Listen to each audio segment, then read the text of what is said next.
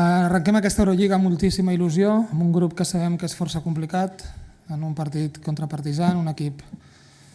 sempre jove, sempre amb talent, sempre amb capacitat de sorprendre.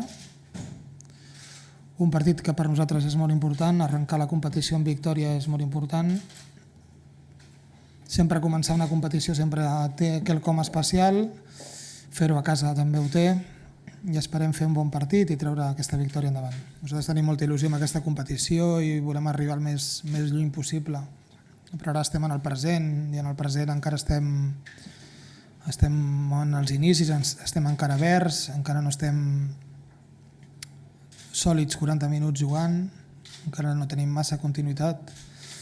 i això ho hem de millorar partit darrere partit i ara estem encara en aquest procés sens dubte d'adaptació de tots els jugadors. Jo considero que en els clubs grans en general es creix més des de la victòria que des de la derrota, perquè la derrota en el club gran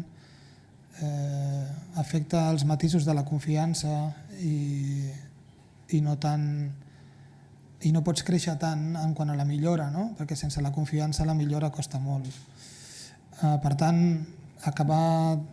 el partit de València amb la sensació d'haver fet un esforç important i d'haver aixecat el partit